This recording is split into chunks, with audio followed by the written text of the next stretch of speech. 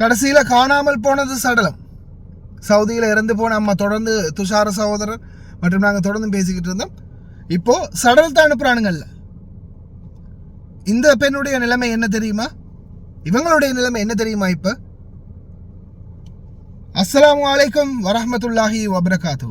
அன்பார்ந்த அனைத்து உறவுகளுக்கும் இனிய மதிய வணக்கம், மாலை வணக்கம். மிக முக்கியமான தகவல் உங்களுக்கு தெரியும், ரீசெண்டாக இந்த சகோதரியுடைய வீடியோ நம்ம பதிவிட்டிருந்தோம். சாப்பாடு கொடுக்குறாங்க, இல்லை வயிற்று வலி,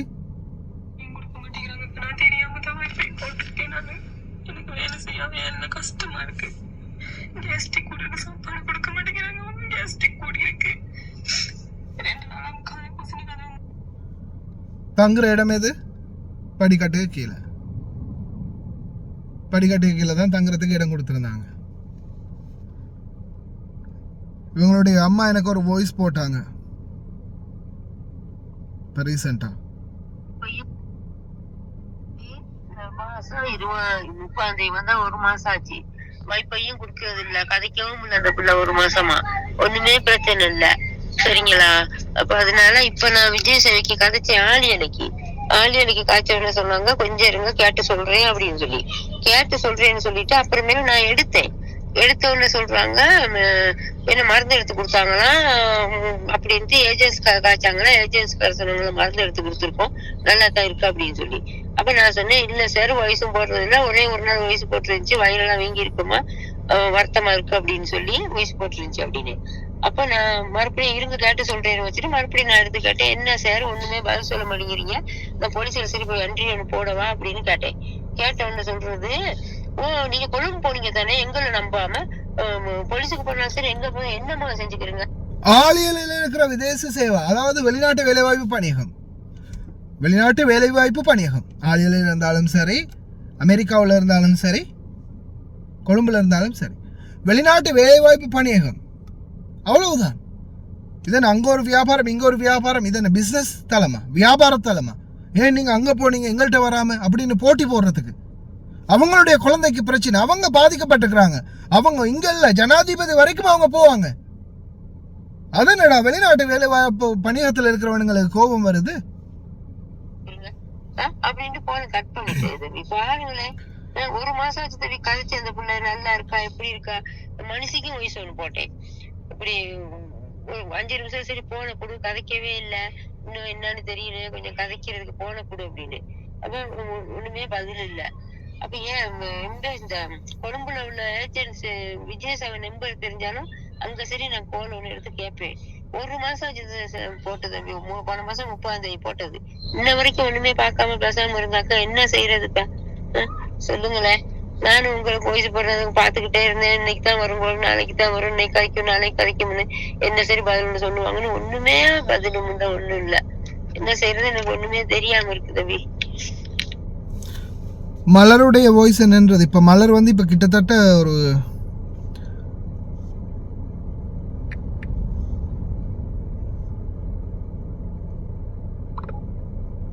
கடைசியாக எனக்கு மலர் போட்ட மெசேஜ் எப்போன்னு பார்த்தீங்கன்னா, கடந்த வியாழக்கிழமை 9:55 வியாழக்கிழமை போட்டாங்க. கடைசியாக போட்ட மெசேஜ் மலர் எனக்கு.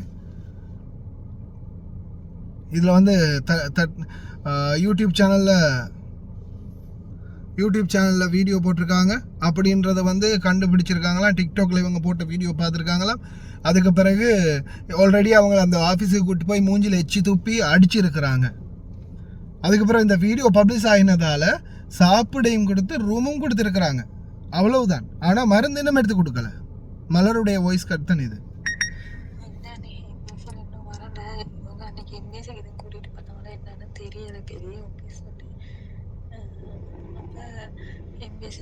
இது வரைக்கும் வரலன்னு இன்னும் வீட்டில் தான் இருக்கிற, வைஃபை கொடுக்க மாட்டேன்ட்டாங்க.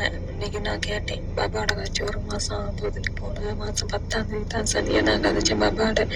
ஏன்னா 14ஆம் தேதி தான் அவங்க என்ன வச்சதோட இன்னும் வரைக்கும் நான் பாபாவோட கதைக்கல. அப்புறம் நான் கேட்டேன் பாபா கிட்ட, எனக்கு வைஃபை தான் வீட்டுக்கு அப்படின்னு.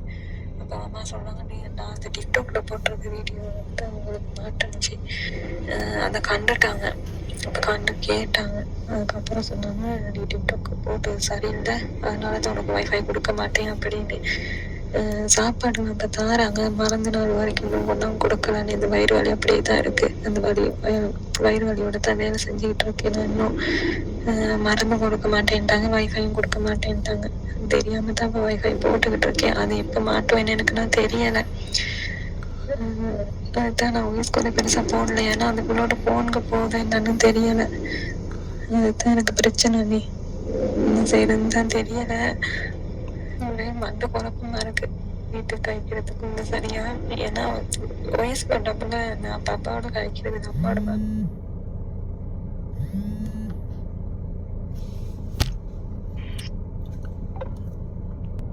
வெளிநாட்டு வேலைவாய்ப்பு பணியகத்தில் இருக்கிறதும் சவுதி தூரத்தில் இருக்கிறதும் சொம்பைகளான்னு தெரியலை, இல்லை கோமா பேஷண்டான்னு தெரியலை.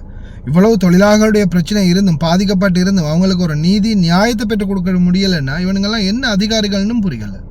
அடுத்ததா உங்களுக்கு தெரியும், ரீசெண்டாக சப்னா சகோதரி அவங்க வந்து நம்மளோட பிரச்சனைப்பட்டது, திட்டினது, கதைச்சது, அந்த பிரச்சனை வேறு. ஆனால் ஒருத்தருக்கு பாதிப்புன்னு வரும்போது எந்த இடத்துலையுமே எல்லாருமே ஒன்று சேரணும், அதுதான் முக்கியம். இப்போ ரீசெண்டாக சப்னா ஒரு வீடியோ ஒன்று ஷேர் பண்ணிக்கிறாங்க. அவங்களுடைய ஃப்ரெண்ட் ஒருத்தருக்கு, அதாவது நண்பி ஒருத்தருக்கு நடந்த சம்பவம், அதுவும் சவுதியில். මෙයාට සෞදිය මයාම ගියාලුවා ඒත් මෙයාව ලංකාවට යන්නකොට මෙයාට මාස 4ක ගරම ගෙවන්නයි කියලා අම්මයි පුතයි මෙයා යාපෝට් එක දාලා ගිහින් තියෙන යාළුවන් ටිකට් ඔක්කොම දීලා අම්මයි පුතයි ගියන් පස්සේ ඇතුල් වෙන්න බෑ මොකද මේ මාස 4 ගරම ගෙවන්නේ දැන් රියාද් පොලිසියෙන් කියන්නේ ගරම ගෙවන්න ඔයා ලංකාවට වන්න. එතකොට එම්බසි එකෙනෙක් ඉඳලා කොහොම හරි මෙයා එම්බසි එකෙන් ගිහින් එම්බසි තෙල්ල කියලා තියෙනවා අපි මෙහෙට ආවේ කියලා කියන්න එපා. ඔය අපි සාපර් ජෙල්ඩාන සාපර් ජෙල්ට බාබෙලා ගරම ගෙවයි කියලා මම எம்பசியில் உள்ள அதிகாரி சொல்லியிருக்காரு. எம்பசிக்கு முதல்ல இருந்தே சொல்கிறேன், இவங்களுடைய அந்த ஃப்ரெண்டு வந்து 2 வருஷம் வேலை செஞ்சுருக்கிறாங்க. 2 வருஷத்தோட சேர்த்து 4 மாதம் எக்ஸ்ட்ராவாக ஒரு வீட்டில் வேலை பார்த்துருக்குறாங்க. அந்த வீட்டில் 4 மாதம் எக்ஸ்ட்ரா வேலை பார்த்ததுக்கு அக்காமல் அடிக்காமல் வேலைக்கு வச்சுருக்குறாங்க. அப்படி வேலைக்கு வச்சுட்டு 4 மாதம் எக்ஸ்ட்ரா வேலையை வாங்கிட்டு, ஆனால் அதுக்கு அக்காமல் அடிக்காமல் வச்சுருந்துட்டு கடைசியாக டிக்கெட்டை போட்டு என்ன செஞ்சிருக்காங்க, கொண்டு போய் ஏர்போர்ட்டில் இறக்கி விட்டுட்டு ஓடிட்டாங்க. சவுதி பாபாவும் மாமாவும் ஏர்போர்ட்டில் இறக்கி விட்டுட்டு ஓடினா, அதுக்கப்புறமா இவங்க வந்து அங்கே போலீஸ் அதிகாரிகள் கஃபீலோடைய நம்பர் என்ன அது இதுன்னு கேட்டிருக்காங்க. எதுவுமே இவங்களுக்கு தெரியல. அதுக்கப்புறம் என்ன பண்ணியிருக்காங்க, இலங்கை தூதரகத்துக்கு கால் பண்ணி இலங்கை தூதரகத்தில் இவங்களை பாரம் கொடுத்துருக்குறாங்க. 4 மாதம் கராமா கட்டிட்டு இவங்களை நாட்டுக்கு அனுப்பலாம்னு சொல்லுங்கன்னு சொல்லி.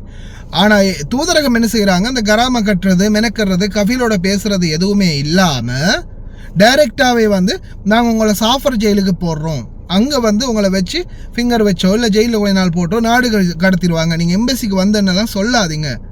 என்னடா நீங்கள்லாம் அதிகாரிகளா இல்லை தெருப்பொறிக்கைகளா? உங்களையெல்லாம் சம்பளம் கொடுத்து அரசாங்கம் வச்சுக்கிறது எதுக்கு? தின்ற ஒவ்வொரு அரிசி பருக்கை கூட ஹராம் நீங்கள்லாம் சம்பாதிச்சு தின்றது. உண்மையிலேயே ரொம்ப கேவலமான முறையில் நடந்து கொள்றீங்க சவுதி தூதரக அதிகாரிகள். அதே மாதிரி சவுதியில் இருக்கிறானுங்க கொஞ்சம் பேர், நாங்கள் தான் எல்லாம் சவுதியில் என்ன நடந்தாலும் நாங்கள் தான் எல்லாம். எங்கடா நீங்கள்லாம்? தான் இறந்த பெண்ணுடைய பாடியை காணும், இன்னும் அனுப்பின பாடில்லை. அதை நாட்டில் போஸ்ட்மார்ட்டம் பண்ணினா எல்லா புட்டுநட்டும் வெளியே வரணும்னு தெரிஞ்சு இந்த பாடியை வேணுமென்று அனுப்பாமல் வச்சுருக்கிறானுங்க. அதை எடுத்து கொடுக்கறதுக்கு ஒரு வக்கு இல்லை, தூதரகத்துக்கு ஒரு வழி இல்லை. இந்த பெண்ணுடைய எத்தனை மாதம் ஆகுது இந்த பெண்ணுடைய பிரச்சனை, மலருடைய பிரச்சனை, இன்னமும் சரியான ஒரு தீர்வு கிடைக்கல. வைஃபையை கட் பண்ணி வச்சுருக்கிறாங்க. திருட்டுத்தனமாக வைஃபை எடுத்து மெசேஜ் போட வேண்டி இருக்குது குடும்பத்துக்கும் சரி எனக்கும் சரி. கடைசியாக வீடியோ பப்ளிஷ் ஆகினன்றது தெரிஞ்ச பிறகு தான் சாப்பாடே கொடுத்துருக்கானுங்க, அதுவும் அடிச்சுட்டு மூஞ்சில் எச்சில் துப்பிட்டு. அது போதாதுன்னு இந்த பெண்ணுடைய நிலைமை பாருங்க.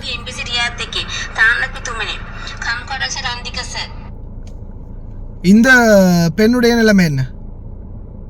4 மாதம் எக்ஸ்ட்ரா அவங்க வேலை வாங்கிட்டு கராமா ஏறினத்துக்கு அக்கா மாடிக்காம வச்சிருந்தது யாரோட பேலை? இந்த பெண்ணுடைய பிள்ளையா? இவங்களை அதுக்கு ஜெயிலில் போடணும், சாஃபர் ஜெயிலுக்கு அனுப்பணும். ஏன் தூதரகம் முறையிட்டு இதை சரியா நேரடியாக போய் பேசி கதைக்க முடியாது? இடுப்புல எலும்பு இல்லை, தெம்பு இல்லை, பிளம் இல்லை. சவுதி தூதரக அதிகாரிகள் ஒட்டுமொத்தமாக கூண்டோட மாற்றணும். இலங்கை தூதரகம் குவைத், எந்த நிலைமைக்கு நாங்கள் கொண்டு வந்திருக்கிறோமோ அந்த நிலைமைக்கு சவுதி தூதரகத்தை கொண்டு வரதுக்கு எங்களால் முடியாது. ஏன் நாங்கள் அங்கெல்லாம் இங்கே இருக்கிறோம். நாங்கள் இருக்கக்கூடியது குவைத்தில். யூடியூப்காரனால் என்ன செய்ய முடியும்? எல்லாமே யூடியூப்காரன் தான் செய்யணுமா? ஏன் வெளிநாடுகள்ல இருந்து எத்தனையோ பேர் போறீங்க, பாதிக்கப்பட்டு போறீங்க. ஒருத்தனாவது போய் கம்ப்ளைண்ட் பண்றீங்களா? வெளிநாட்டு வேலை வாய்ப்பு பணியகத்தில் ஒருத்தனாவது போய் எனக்கு இப்படி எல்லாம் நடந்துச்சு, தூதரகம் சரியில்லை, கம்ப்ளைண்ட் பண்றீங்களா? இல்லை. உங்க பாட்டில் அடிச்சாலும் உதைச்சாலும் குட்டு வாங்கினாலும் உத வாங்கினாலும் அந்த பாட்டில் அப்படியே போறீங்க, நாட்டுக்கு போறீங்க, அங்கே போய் அப்படியே இருக்கிறீங்க. அடுத்த ஏஜென்சியை பார்க்குறீங்க, டிக்கெட்டை போடுறீங்க. இதுதான் நடக்குது. பாதிக்கப்பட்ட நீங்களும் சேர்ந்தாதான், எல்லாரும் ஒன்று சேர்ந்தாதான் இதுக்கு குரல் கொடுத்து ஒரு முயற்சியாவது எடுக்கலாம். ஓவரா பேசினா கடைசியில் அப்படியே நீ பேசிக்கிட்டே போற, ஷோட்டா முடி அப்படின்னு சொல்லுவானுங்க வந்து. சரி, பார்க்கலாம். இப்படியே ஒவ்வொருத்தராக செத்து மடிய போகிறாங்க சவுதி அரேபியாவில். பிணங்களை கூட அனுப்ப மாட்டானுங்க. என்ன, அதையும் அங்கேயே புதைச்சிருவானுங்க. அனுப்பினா அவங்களுடைய புட்டுநாட்டு வெளியே வந்துடும்ன்றதால அதுக்கு இந்த அதிகாரிகள் தொடப்பக்கட்டைகள் உடந்தை. சவுதி அரேபியா தூதரகத்தில் இருக்கக்கூடிய இடுப்பெலும்பில்லாத முதுகெலும்பில்லாத அதிகாரிகள் அனைவரும் பெட்டி படுக்கையை கட்டி நாடு சென்றீங்களா சிறப்பாக இருக்கும். அங்கே வேலை செய்யக்கூடிய நல்ல அதிகாரிகளை நியமிச்சுட்டு முடிந்த வரைக்கும் இந்த வீடியோவை ஷேர் பண்ணுங்கள். சம்மந்தப்பட்டவங்களுக்கு போய் ஷேரும் வரைக்கும் இல்லையா, என்னைய திட்டிட்டு போங்க. நன்றி.